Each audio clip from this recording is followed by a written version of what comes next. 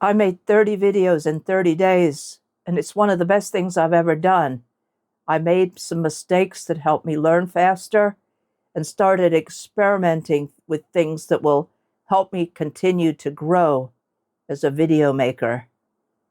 If you're starting your own video journey, learning from my mistakes will make the process more enjoyable and reduce stress.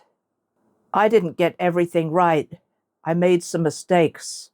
I experimented. But because of those mistakes and experiments, I learned a lot that I wouldn't have learned otherwise. So if you're hesitant to start making videos, just do it. Learn from your mistakes. But before you do, let me share my mistakes with you so you can learn from them. My first mistake had to do with audio. I tried just using the mic in my camera and it sounded okay to me. So I made a few videos just using that. But I bought an external lav mic, a wireless mic, a month or two before the challenge, which I hadn't tried using yet. And after a few days, I tried. In fact, I made one of my videos comparing the phone mic with the other mic, and it was way better. So that was my first mistake, not getting the best audio I could have. The second mistake I made, which was also something I experimented with, was lighting. I did some of my videos indoors and some of my videos outdoors, and the issues are different from both. In some of my videos, I shared my struggles. I'll focus on what I learned about indoor lighting here. In this spot, I experimented quite a bit. I had too much light with the usual lights I have on, so I tried using an emergency light. But I think the battery wasn't charged well and it got too dark, so I had a few videos that were too dark. I ended up ordering some really small, inexpensive, proper video lights during the course, and that's what I'm using now. I can adjust how bright they are, which really helps.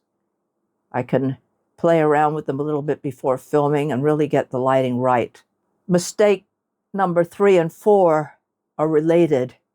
It has to deal with writing a script and then how to present it. Do I use a teleprompter? Do I read it? How do I do it? And I had an opportunity to experiment with several different things. A couple of times I videoed myself just walking and talking without a script at all. I just thought about what to say ahead of time. Sometimes I just made some notes and then spoke to the camera after that. Especially towards the end, I got more into writing everything out and trying to read it. I learned how to use a teleprompter in CapCut and used that and read what I was sharing. But I didn't really look natural. So I'm thinking that's not the best way. At the moment, I'm trying yet another experiment that I didn't even try during the challenge. I've written out the script, and I'm sharing with you in sections of the script. I kind of glance at it, read a bit before I talk about one topic, and then just share myself speaking. I'm the one who wrote the script. I know what I want to say, so I don't really have to read the script. So that's what I am trying today. The fifth thing I experimented with was an editing program for my videos. A couple months before the challenge, I had not renewed my subscription to Premiere Pro that I had been using to edit videos. And I'd started experimenting with CapCut and DaVinci Resolve. The challenge gave me an opportunity to experiment a lot more. I mostly used CapCut because it was faster. We were given specific assignments and not supposed to spend much time on our videos, and CapCut is faster to use. I ended up getting the paid subscription, which is way cheaper than Premiere Pro was, and it gives you some advanced features. But in CapCut, you don't have a lot of control over them, things like noise reduction. You get more control in DaVinci Resolve, but it's really complicated. So if I go that way, I've got a lot to learn. But this is an area where I'm definitely still experimenting and have a lot more experimenting to do, even though the challenge is over.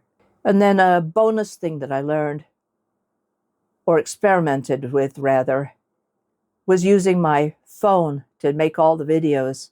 I have a camera which I could have used, but it would have taken longer to set up. I'm still learning how to use it. The phone was a lot faster. I want to encourage people in the village to make videos with their phones. They don't have enough money to buy fancy cameras.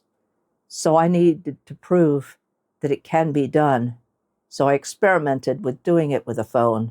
It gave me opportunity to make some vertical videos and some horizontal videos, depending on what the topic was and whether I was going to use some B-roll with the talking head and what the orientation of the B-roll was. Anyway, I got a lot further along on my filming journey as a result of the 30-day challenge, but I'm continuing to learn. If you're interested in making videos or filmmaking, I'd encourage you to join the 30-day challenge. It's still going on.